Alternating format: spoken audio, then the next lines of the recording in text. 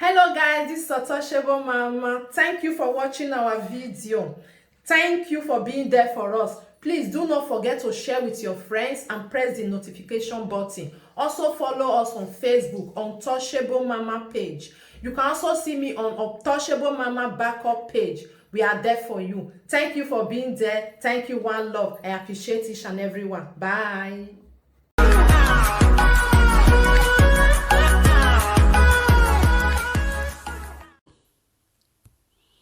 Waka. How na dey? How na dey o?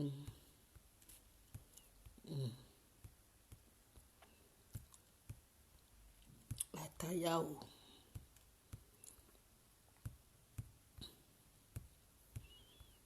How na dey o? Abeg make una share, make una invite.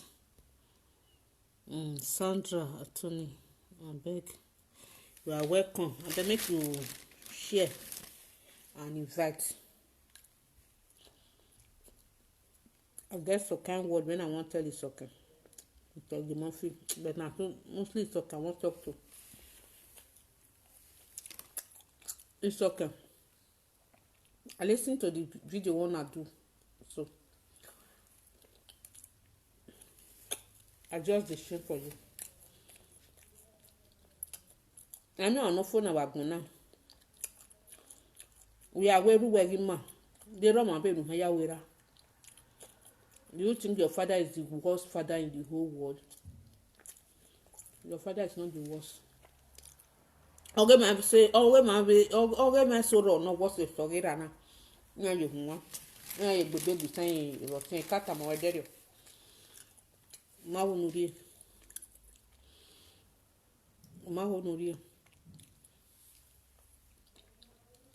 Is it a pride for you to come out and tell the whole world that your father is a rapist? No, don't wear a rapist, no. Wow. Can you come near review? It's okay. I make be. Usa ti wa de ticket wa de Nigeria. Ina ni kele ska boss no. Uya gwi my gbo, ya tears on my gbo wa. Era wa ha we yen mo pa ni ebe mo han ni ebe respect be gbo ni. Ai mo dadin egbe. Do han. Ai mo dadin egbe. Ese ti ka we dun dani night chief ni edin egbe yen hia. Ni no. I'm not that thing. You know the meaning of that this thing. It can't feel any. We are tears on my family work. And woman not doing a family ni. You want to tell my Emma. You want to tell them about who you may never mean damn keke big game. A never young yet that game again, no baby game agreeing, of which maybe they know. You might have women what I go, you know.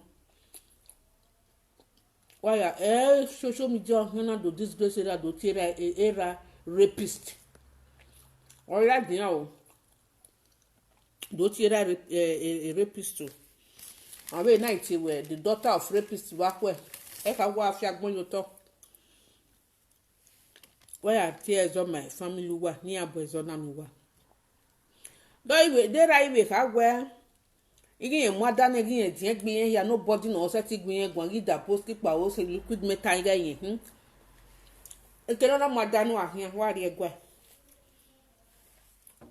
we se gwa we na ize so wala wowo iyan gweri magun o la wowo iyan gweri magun o tu ayi mewo la wowo tu ayi mewo Udin era na ma la wo twa yi me we guys si won so wo da we gwa ba u ga gi me no ga ikiro no ano me no Isoken o we chief Osamede adu we mata wa re do u ga ime no tu agi nu e ngbe 1 week be ba if really you want to respect your father, if really you want the truth. Your name may not say where. Oh, wait, 20 got 15. ga reason with you we emena no hana mure na do ha we yin wu as a chief yaga ma enwe yaga ta ma egbe na no na ya mo chief ni ke ya gboto ado ha we chief ni re gwa ya je o ga mi no ga de ba we no ga ta ma we no ga gwe ta mi ra we mi ni ra u ge ma social media no we mu e ga de no we do disgrace buwa wa do disgrace buwa wa do show even ni character wa be ni yun wa gbi mu e wa re do mu ma gbon. If really you are really disciplined, you are a disciplined woman, well trained from home. Woman I report in my egbera. Era e wi mo ga gin e din gbe yen no ari eke no na mo dani. Deri aya yin be ba ni. Na egwa tam we. That could have been the right step you could have taken. Egbe nu we wa je na. No da for ma set it for say we do di of which is very bad. You are disgracing yourself for coming out calling your father a rapist. And you are not for now. Wagmona owaro da doge ya egbe fe kere ya segbe. E wana ya si won ge Robinson. No for now o we na gbon o. Emi won no for now wagbon na je o. O to dede gukun dede. Obije gona ru opa edega gbo edega mu edega mu o edega gbon eru ni mena no ma set igbe me gbe momo. May he so rest in perfect peace Robinson. Owe no fo na ragmona o ma fo ni me no be gu we gbona o ma fo no waro ko nobody is perfect. Uwe gi ka gberu gwe mani am o no pa no ka we ri yan gi wa de perfect yan do ri yan gi nu gwe a yan do meri yan do nu gwe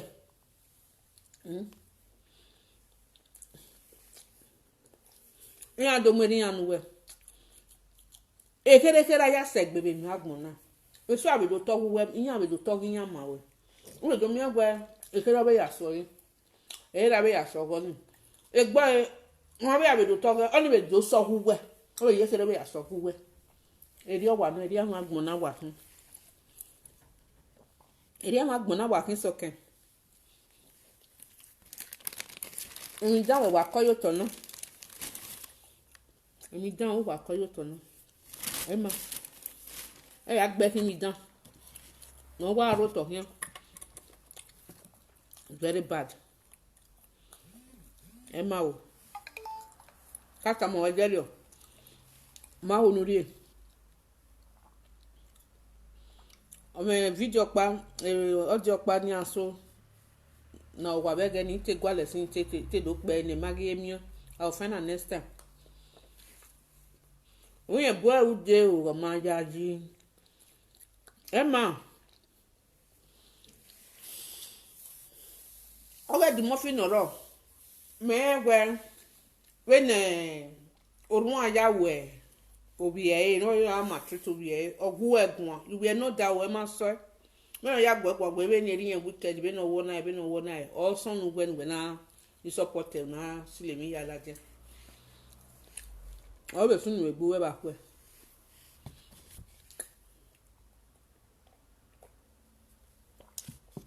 mi kere aya nyen magun na my dear heke we ke be ni wa ya gun he me put am make people here self they ba no wa son no was blood then provision that she for somebody adu never touch her when she give her that chance to sleep when she wake up she was so surprised and said this man so donkey and it was not so good the obolo was too much and it's very rare to for a queen to like that kind of a man. Who is this man? He never know Bobiswa. Orungwe. The Obola was so good. The Obola was not good. Orungwe. The muffin. You to go far. Mama no go egwa. Emma. Edema ye. Now what for you? That time. Continue. Then he wanted to run Bobiswa hold his son and said, Larry Udo So say Udo wo ha ya ho tear kia. his shirt, tear his pants, and it was out that penetrates and go to the toto and scatter the toto. Every Scatter the toto ogo orun. Go to the toto and scatter the toto. You see yourself? You are just fooling yourself. O fe di e ma bi lori. Wo hana do bo wi an mo me na la dem be social media. Where time I go no report my boy. E bo bi za wa ka wi e be mi go pa ni e be dan mi ho e be gbe ni. No be time I go awunyi menu ni dabo e na. Because I know what be na wa salona. Oh, some one. Maybe of recent immune so no do some of recent. Or do vulen the past ones do laden. No, na me go my change name here no ka wu wa o ye de gbewe. You not report him. Ta me gbo ge gbo yen. Yen we no mu gbi na o ka mozo. Bo ogu na ni adu abo hien ohien na gabu. Ni adu amu gbi na gamu. Ugi yan you report my boy. Oh, we am that dear bear. Or we and mother here, dear be nobody can talk to him with family. We are here working on a more than it, dear Yaniva. Dear Hangy Temata, man, do we hear me no Yatemata? So show me done with Murena, me know what I do. He entered the total when they opened the total and entered the total. They will only save it. A double and guy going away enter the total and total. Or go on with what is what. Hey! A pasubi no ye pack borun. On a pack posisi no ya osisi we ya fi orun ana. Una gion na se petrol yo usi ya fie no na se petrol yo na gion. Na pole mo e kwa. Na pole jija. Ina we asset na. Emma o. In that year the pants open the total and enter the total. That one. it was blood. Then Bobiswa was not telling my mother-in-law that, oh, I didn't know you were a virgin. But for my wife to come out, she just want to prove the word that for she, I didn't meet her as virgin. Never. I don't meet my wife virgin. But since when I met my wife in all these days, no man have seen the part or no man have slept with her.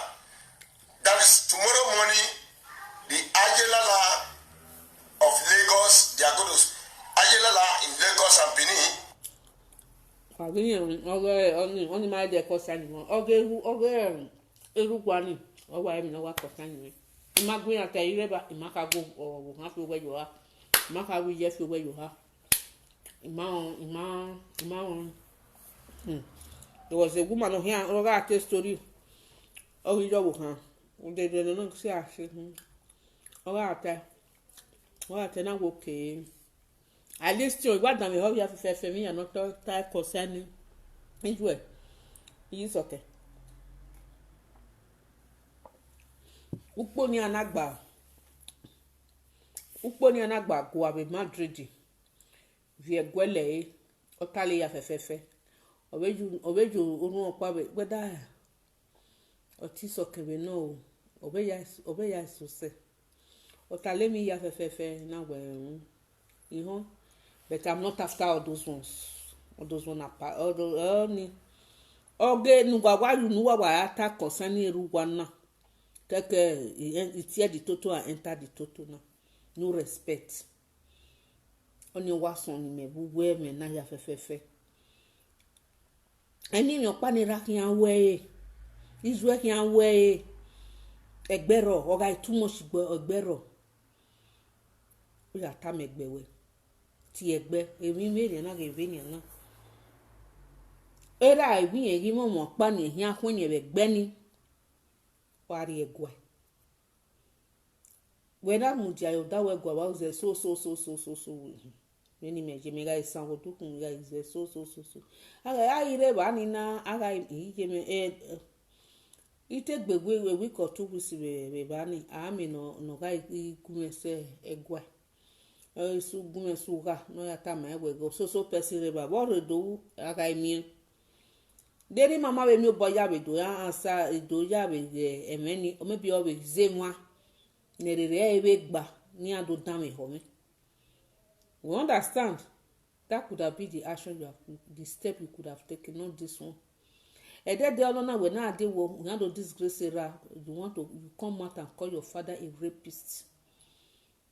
Emma. Era be mera a whole chief. Emma oh. And we need to time away oh. So you cannot come out tomorrow and talk to me. I will call you a daughter of a rapist. You understand? You know what concerning well, nothing go kind you, but it's not good. So I will know quite well maybe but can we well a cone echo ajo wari ekpe ba ni aje lala waje wari ekpe eko na abi ekpe we kweti eko na ekpe wari ba ni lere bi Ṣàgámù wari ba wani aje lala je why ati diyan mo ba o I don't know de imai manita o imai guyan tabo ma o me say emi wa mula dia be hen me gwa break table emi we table no gwa break no be kara kwa wo emi do aro do couple no ma bo do couple do dia nyote keke no je ni ma keke no je because o ma foni me fo o ma gba ni me fo o ma foni me ama e we can do la dia we can do break table no I not dey break table we no we kara kwa na we table no we break na na we fie la din. So before ke ya tie bo ukaka boga say ma we no tie o no mo ge ba to ga ge sinye you understand ya mo ge ba suzi be ge ona ya tie o ona ma ge de gbe nya o ma ge run eva mo video ni before ke ya tie you understand. So that day mani agwa be tale mo o genotata o e Felicia o e Monica o Lolo wa ya tie because a Bible ni wa muni a Bible ni okpe ni Bible giri ya Bible no dey do anything again Bible Suleiman mu no ya wo bo here no ya mun mun ko ni bi ka ya hin a Bible ni no ni Bible ti bi Joshua mu no ya destroy we ibieku wo ya fe no require no na mewe ni bunyi mewu bubu Bible ni no. So that same Bible ni amuri ya ni we kan do ka we kan mu we kan do ya fe pojo. You lie. Nobody will believe that one. And the way a godfather, a godmother will help boy him. What I like the live video. What do I take Jesus? Who is Jesus? I be na fashion na pack myself go one corner. When I do more for me, I am born. Now I contribute to go when why I have. Why you la me do what my granny because I trust it, but we trust trouble on now we hear him. So I'm less concerned about that one. Wa honu wa sian wa ebe nu wa ya sian he o you understand you people understand. So wa ya tan o wa na eketa since 2020 abi ran ya eketa wa maladian ngu wa ya tie bo wa maladian wa ya tie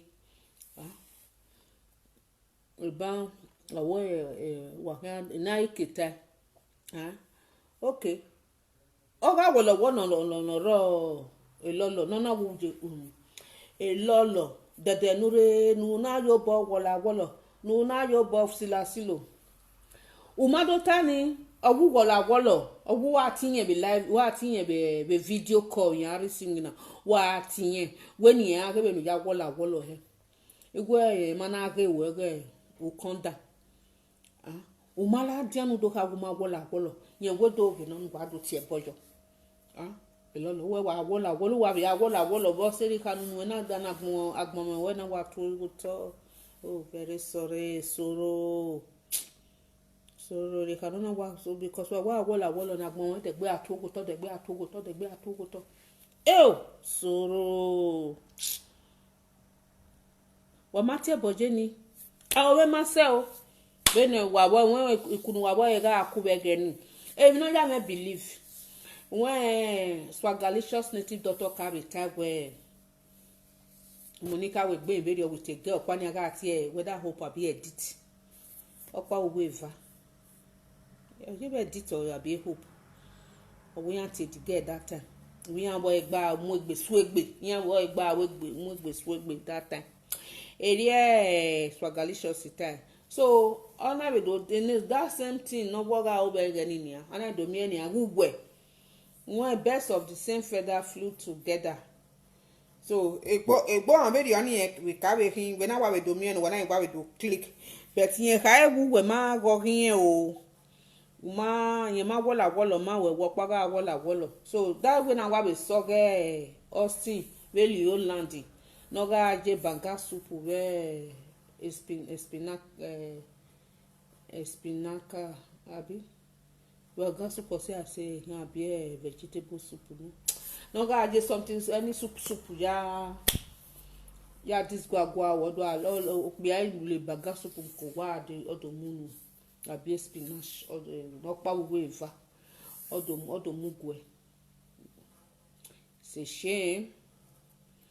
So now that when I was so near where a baby on him soon. Okay, let's forget about all those ones. Oh, I will a wall on a rogibo.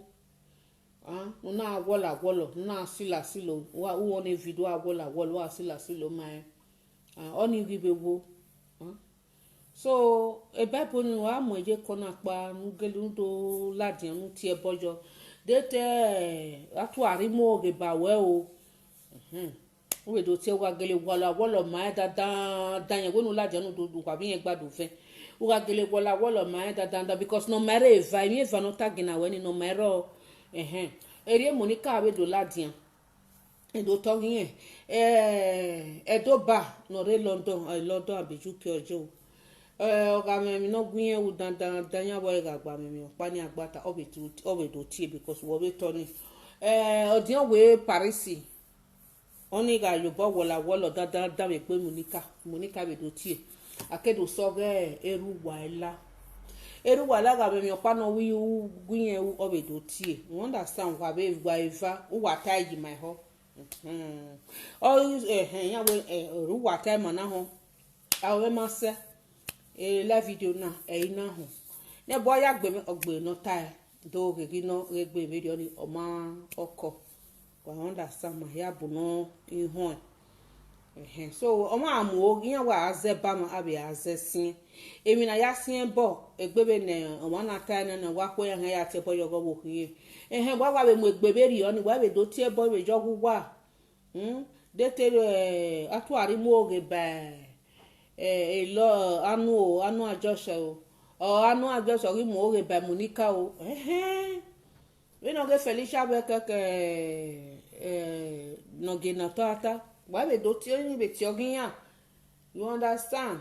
So everybody will now know that you people are innocent. E bogyan to boy do gwalo to te one to that time. So erioni ja defu abari o khani ja defu you have bani. Okay, Isoken ro. Onyi menu ni do la jan do ti ra repisi ma despa wo imaka wo ma wo o me ma so imaka wo ma wo o me ma so uhia mo ge bera do na le mo ge bera o mo ave do mo ge ba we ba ko eke no ate step no ate take me do tama we no wo take ke no ya report my egbera.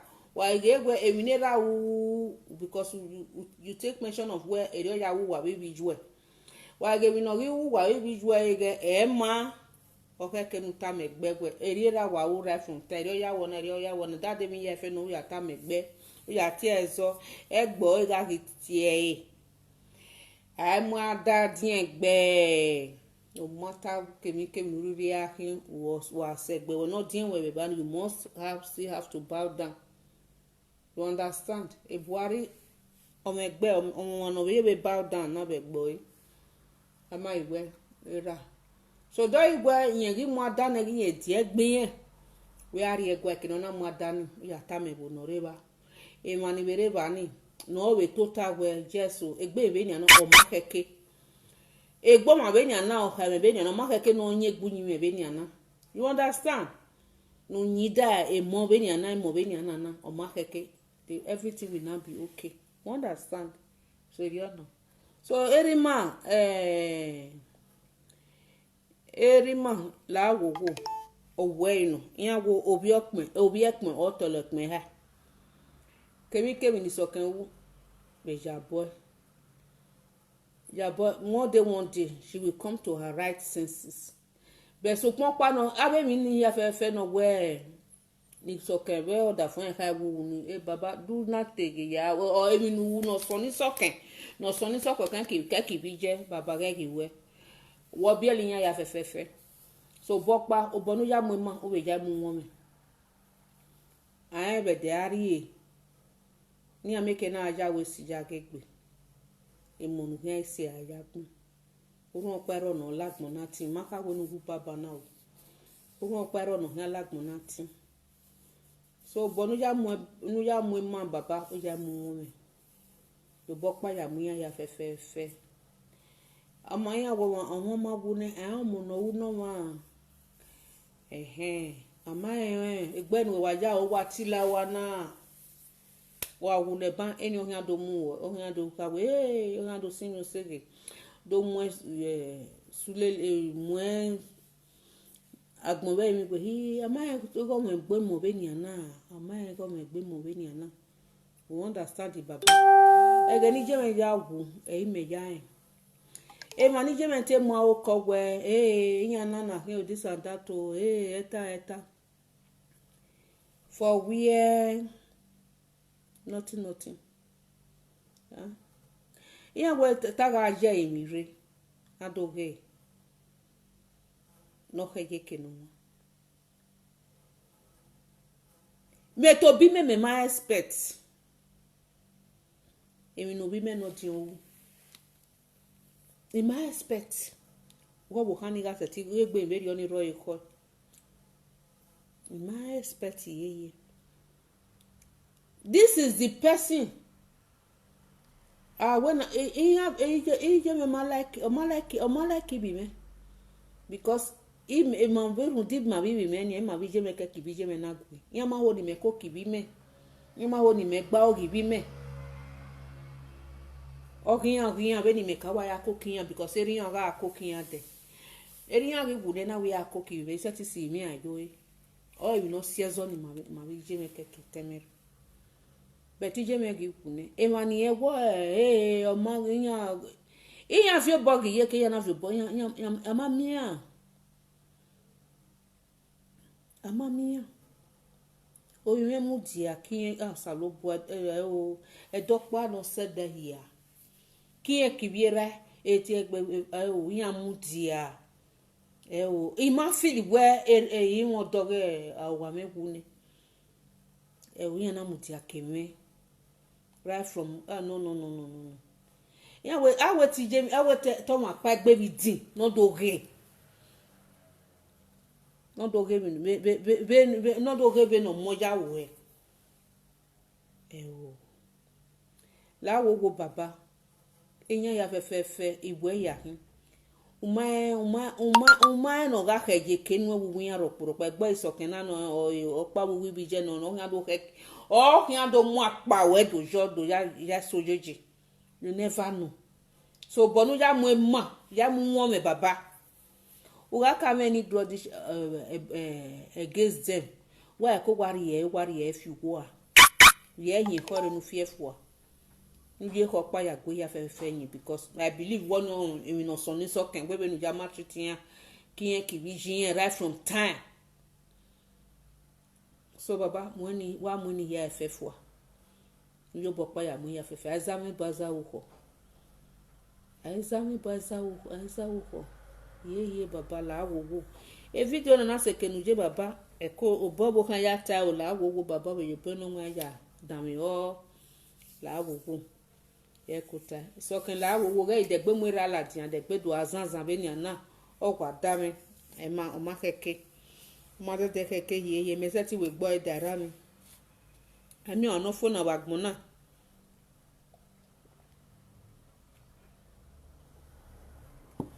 Onu pa do ka wa ogi wa mase. Ero. Ya do bodo ta ma ogi mo gi mase. Mi ado eri ogi me no mase ni ado ka wo ke no do ai ruwe. Eseti sunu era. Ero ma. Le na mi ro bere abe mi ro gie. Seti mi ro gie ni gbera me wa ero ma. Eri o wa no Isoken. I pass be no raw. It tear the pint and enter the toto. Salobola ho. Egun ijo mojo pe anu ma ni gbe. Not do this gwagwa me this gwagwa.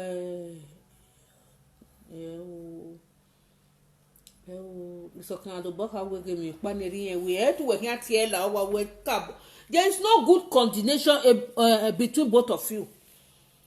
This Isoken we gbe na give ni awa we ma se no ti Isoken to ta we eri ogi alabi ni na gi alabi ni na. We wa mo fun wa yo to wa sun. No na ma say you people are lack of home training. Am I training was say? Am I the training was say that you don't have orientation, no good orientation. That woman why where na makeke no amula dia azagba live video.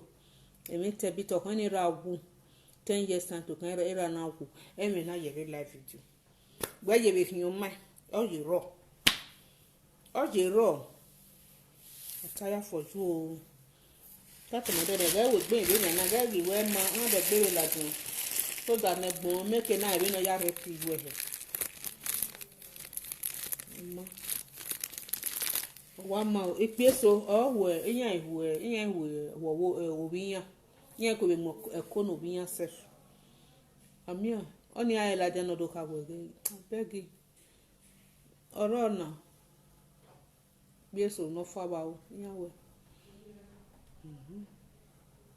It's winning him. If we are set up, I don't know about be tough over to it. I'm not tough for several, but me I set here. Afro. Mama Afro beduni. I think Afro be now. If you Afro adola jawa kweni ado wear Afro ge eri agbe your move bona. Eri agbe bu se eri move go. Afro bega ni okuno rogo doctor ma we all tam o na tam wetin ehia wo ko ni ehia mi ko ni. Iya mi okbi ani owo kan ogelewe. Ege na Afro na aro na anu. Eruwe ma ewe gbonu. Nothing they happen in the bosque, no guy in the bosque paosi. Liquid metal. Everywhere my way bunny. I think Afro na beer. Or beer, if you Afro gala jam, but you don't this guagua area we live video when they can't. A setting. Being very on setting. Any setting to tell. Ge. Nani jage obukana ge obianini. That's probably not where any one. Obuhana what he is still proud of his father. Video panic in again yes now mono. That's probably where I have a criminal no name no. Oh, you know the when you get the proud of his father. Everywhere we gboni. Begging. Egbe likeness or ya repeat we no. O like it we no. Ona repe egbe ogwo egun. Ona repe. Boy bana we yan we ni egbe egun ba ni. Onu we ne bobiso aga aje na. You ga aje no go area. No, in the bosque paosi. Oh, no, ya so well. No, no, that time. I got me, yeah, having puppies. I got no idea a squawky beneath that on our was study law. I got me now 80s. I got no, yeah. I got no, yeah, I got no. I got me, yeah, having puppies. I can't have one. in school. And that time. So, moi que do mwera gboto we live video, mwe gboto ne o say your father is a rapist.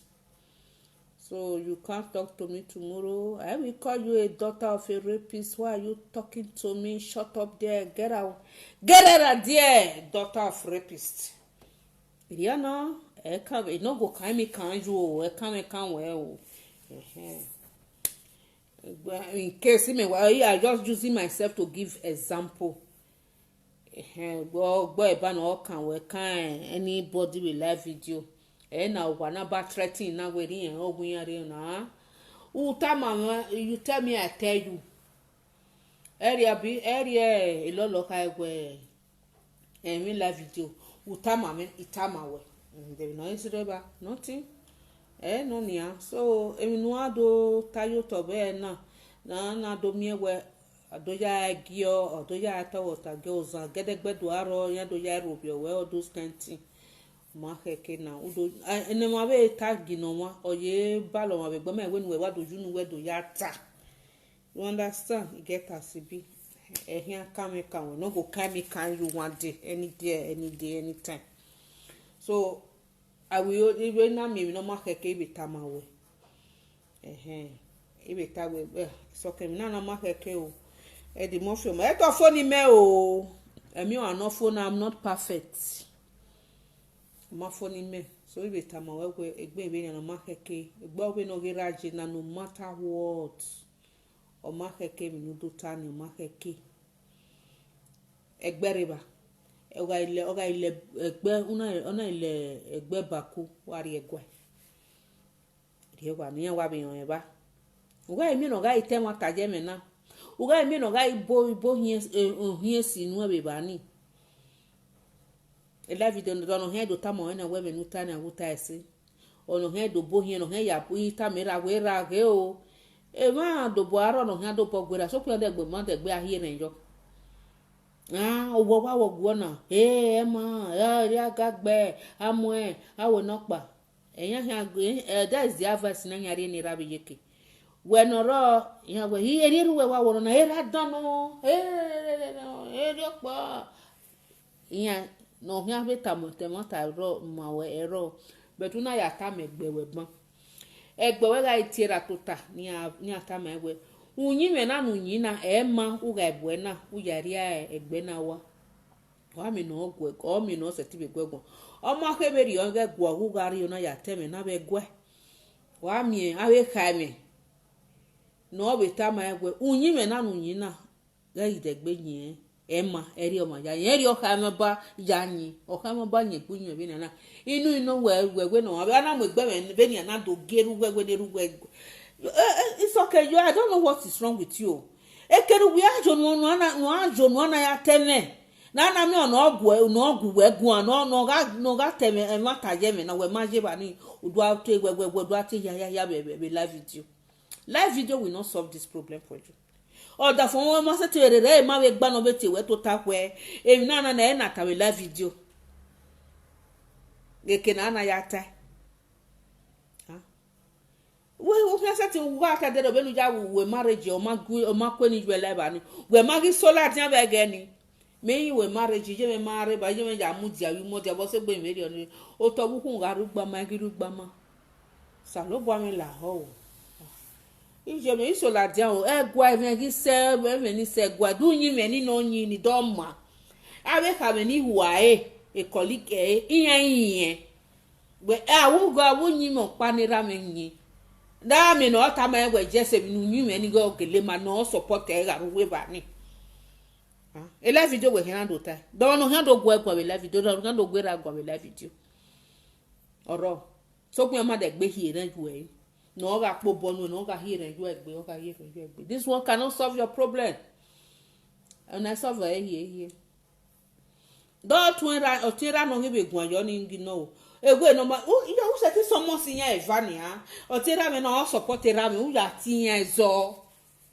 anyway do ata we life video obe no gije na no we ya mi ya we na u pera u ba u riera u pon u bera pon ne ba de so there's no place we setting ari obe nu ya ta because we buy up more if one.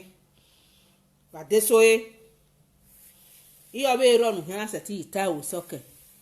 So, we can go now with Dotana no fure be raw. Who were here and yo.